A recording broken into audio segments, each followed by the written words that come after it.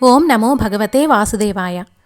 కొన్ని గ్రంథాలు, పురాణాలు ఆ కాలమాన పరిస్థితులకి మాత్రమే తగినట్లుగా ఉంటాయి. కానీ ఏ యుగంలో అయినా సరే, ఏ కాలంలో అయినా సరే మనిషి పాటించగలిగేలా ఉండేదే భగవద్గీత. సాధారణంగా ఒక్కొక్క మనిషి ఆలోచన ఒక్కొక్క విధంగా ఉంటుంది. ఒక్కొక్కరికి ఒక్కొక్క మార్గం మాత్రమే సులువుగా అనిపిస్తుంది, చేయగలుగుతారు. ఇక్కడ భగవద్గీతలో ఇలా ప్రతి ఒక్కరికి ఎవరికి తగినట్లుగా వారికి ఒక మార్గాన్ని సూచిస్తాడు శ్రీకృష్ణ భగవానుడు. కర్మయోగమని, కర్మ సన్యాస యోగమని, కర్మఫల సన్యాసమని, ఇలా రకరకాల మార్గాలలో మీకు ఏ మార్గం చేతనైతే ఆ మార్గంలో భగవంతుని చేరుకోవడానికి, జీవితాన్ని సంతోషకరంగా ప్రశాంతంగా చేసుకోవడానికి, మోక్షాన్ని పొందడానికి కూడా అనువుగా ఉండేలా శ్రీకృష్ణ భగవానుడి బోధ ఉంటుంది. ఈ భగవద్గీతని ఎలా చదివామో అనేది ముఖ్యం కాదు. రాగయుక్తంగా చదివామా, చందో దోషాలు లేకుండా చదివామా అనేది ముఖ్యం కాదు. దీనిని ఎంత బాగా అర్థం చేసుకోగలిగాము, ఎంతవరకు పాటించగలుగుతున్నాము అనేది ముఖ్యం. కాబట్టి ప్రతి శ్లోకం యొక్క భావం మీద దృష్టి పెట్టి దాన్ని అర్థం చేసుకోవడానికి ప్రయత్నిద్దాం. ఇక్కడ నేను ప్రతి శ్లోకాన్ని కూడా విడమర్చే అర్థం చెప్పట్లేదు. కొన్ని ముఖ్యమైనవి, కొన్ని వివరించాల్సిన అవసరం ఉన్న చోట మాత్రమే ఎక్కువ వివరణ ఇవ్వడానికి ప్రయత్నిస్తున్నాను. తప్పులేమన్నా ఉంటే మన్నించమని, సందేహాలు ఏమన్నా ఉంటే కామెంట్స్ రూపంలో తెలియజేయమని కోరుకుంటున్నాను. ఇక భగవద్గీతని మొదలు పెడదామా? ఓం నమో భగవతే వాసుదేవాయ. శ్రీమద్ భగవద్గీత మొదటి అధ్యాయము అర్జున విషాద యోగము. ధృతరాష్ట్ర ఉవాచ ధర్మక్షేత్రే కురుక్షేత్రే సమవేతా యుయుత్సవః మామకాః పాండవాశ్చైవ కిమకుర్వత సంజయ. ధృతరాష్ట్రుడు ఇట్లు పలికెను: ఓ సంజయ, పుణ్యభూమియగు కురుక్షేత్రమున యుద్ధాభిలాషులగు నా పుత్రులను, పాండురాజు పుత్రులను సమకూడి ఏమి చేసినారు? సంజయ్ ఉవాచ దృష్ట్వాతు పాండవానీకం వ్యూఢం దుర్యోధనస్తదా ఆచార్యముపసంగమ్య రాజావచనమబ్రవీత్. సంజయుడు ఇట్లు సమాధానమునిచ్చెను: అప్పుడు రాజైన దుర్యోధనుడు వ్యూహానుసారముగా నిలుపబడిన పాండవ సైన్యమును చూచి ద్రోణాచార్యుని చేరి ఇట్లు పలుకసాగెను: పశ్యైతాం పాండుపుత్రానామాచార్య మహతీం చమూం వ్యూఢాం ద్రుపదపుత్రేణ తవ శిష్యేన ధీమత. గురుదేవా, ద్రుపదపుత్రుడును మీ శిష్యుడును బుద్ధిమంతుడును అగు దృష్టద్యుమ్నుని వ్యూహ ప్రకారము నిలిచి ఉన్న పాండవ సైన్యమును పరికింపుము. అత్ర శూరా మహేశ్వాస భీమార్జున సమాయుధి యుయుధానో విరాటశ్చ ద్రుపదశ్చ మహారథః దృష్టకేతుశ్చేకితానః కాశీరాజశ్చ వీర్యవాన్ పురుజిత్ కుంతిభోజశ్చ సైభ్యశ్చ నరపుంగవః యుధామన్యుశ్చ విక్రాంత ఉత్తమౌజాశ్చ వీర్యవాన్ సౌభద్రో ద్రౌపదేయాశ్చ సర్వ ఏవ మహారథాః.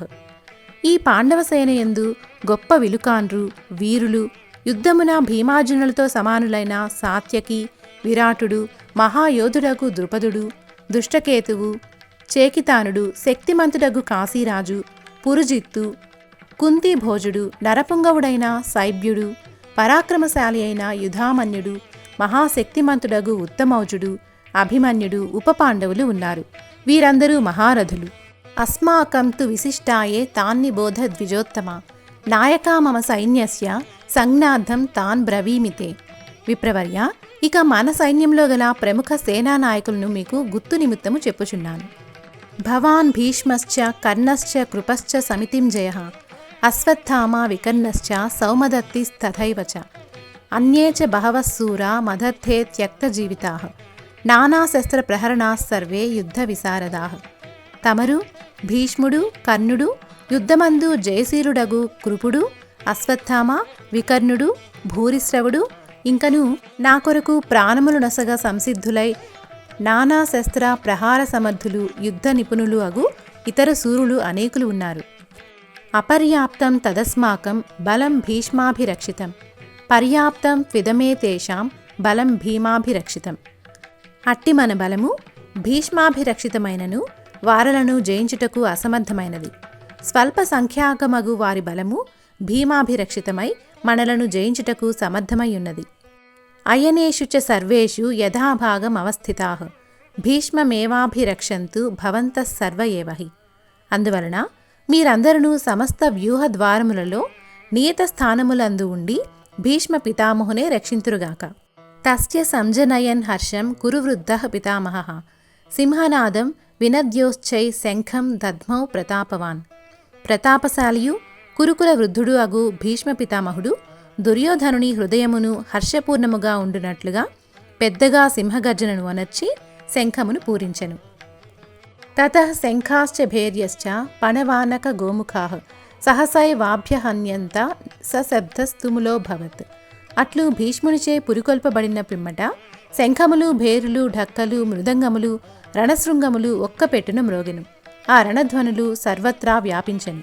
తతః శ్వేతైర్హయైర్యుక్తే మహతి స్యంధనే స్థితౌ మాధవః పాండవశ్చైవ దివ్యౌ శంఖౌ ప్రదధ్మతుః. పిమ్మట తెల్లని గుర్రములను పూంచిన గొప్ప రథమున కూర్చుండి కృష్ణార్జునులు దివ్య శంఖములను పూరించిరి. పాంచజన్యం హృషీకేశో దేవదత్తం ధనంజయః పౌండ్రం దధ్మౌ మహాశంఖం భీమకర్మ వృకోదరః. శ్రీకృష్ణుడు పాంచజన్యము అను శంఖమును, అర్జునుడు దేవదత్తమను శంఖమును, భయంకర కార్యములను అనర్చు భీముడు పౌండ్రమను మహాశంఖమును ఊదిరి. అనంత విజయం రాజా కుంతీపుత్రో యుధిష్ఠిరః నకులః సహదేవశ్చ సుఘోష మణిపుష్పకౌ. కుంతీపుత్రుడగు ధర్మరాజు అనంత విజయమను శంఖమును, నకులుడు సుఘోషమను శంఖమును, సహదేవుడు మణిపుష్పకమను శంఖమును పూరించిరి. కాశ్యశ్చ పరమేశ్వాస శిఖండీ చ మహారథః దృష్టద్యుమ్నో విరాటశ్చ సాత్యకిశ్చ పరాజితః ద్రుపదో ద్రౌపదేయాశ్చ సర్వశః పృథివీపతే సౌభద్రశ్చ మహాబాహు శంఖాన్ దద్ముః పృథక్ పృథక్. ఓ ప్రభు, మహాధనుర్ధరుడగు కాశీరాజు, మహారథుడగు శిఖండి, దృష్టద్యుమ్నుడు, విరాటుడు, పరాజయమెరుగని సాత్యకి, ద్రుపదుడు, ఉపపాండవులు, మహావీరుడగు అభిమన్యుడు మొదలగు వారందరూ సేనయందంతటా తమ తమ శంఖములను వేరువేరుగా పూరించిరి. సఘోషో ధార్తరాష్ట్రానాం హృదయాని వ్యదారయత్ నభశ్చ పృథివీం చైవ తుములో వ్యనునాదయన్. ఆ శంఖారావములు భూమ్యాకాశములు తిరిగి తిరిగి ప్రతిధ్వనించి భయంకరములై దుర్యోధనాదుల హృదయములను బ్రద్దలు చేసెను. అధ వ్యవస్థితాన్ దృష్ట్వా ధార్తరాష్ట్రాన్ కపిధ్వజః ప్రవృత్తే శస్త్రసంపాతే ధనురుద్యమ్య పాండవః. హృషీకేశం తదా వాక్యమిదమాహ మహీపతే. మహీపతి, అప్పుడు కపిధ్వజుడగు అర్జునుడు ధృతరాష్ట్రపుత్రులను యుద్ధ సంసిద్ధులుగా గాంచి శస్త్ర ప్రయోగ ప్రయత్నముతో విల్లునెత్తి శ్రీకృష్ణునితో ఇట్లు పలికెను. అర్జున ఉవాచ: సేనయోరుభయోర్మధ్యే రథం స్థాపయమే అచ్యుత యావదేతాన్నిరీక్షేహం యోద్ధుకామా నవస్థితాన్ కైర్మయా సహయోద్ధవ్యామస్మిన్ రణసముద్యమే యోత్స్యమానా నవేక్షేహం యయేతేత్ర సమాగతాః ధార్తరాష్ట్రస్య దుర్బుద్ధేర్యుద్ధే ప్రియచికీర్షవః. అర్జునుడు పలికెను: అచ్యుత, ఈ యుద్ధమున నేను ఎవరితో యుద్ధమును చేయవలసి ఉన్నదో, దుర్బుద్ధియగు దుర్యోధన హితకాములై యుద్ధమునర్పను ఏ వీరులు అరుదెంచిరో చూచినంతవరకు నా రథమును రెండు సైన్యముల మధ్య నిలుపుము. సంజయ ఉవాచ: ఏవముక్తో హృషీకేశో గుడాకేశేన భారత సేనయోరుభయోర్మధ్యే స్థాపయిత్వా రథోత్తమం భీష్మద్రోణ ప్రముఖతః సర్వేషాం చ మహీక్షితాం ఉవాచ పార్థ పశ్చేతాన్ సమవేతాన్ కురూనితి. సంజయుడు పలికెను. అర్జునుడు శ్రీకృష్ణునకు ఇట్లు చెప్పగా అతడు రెండు సేనల మధ్య భీష్మ ద్రోణుల ఎదుటను మరి మిగిలిన రాజులందరి ముందరను రథమును నిలిపి, పార్థ, ఈ సమకూడిన కౌరవులను చూడుము అని పలికెను.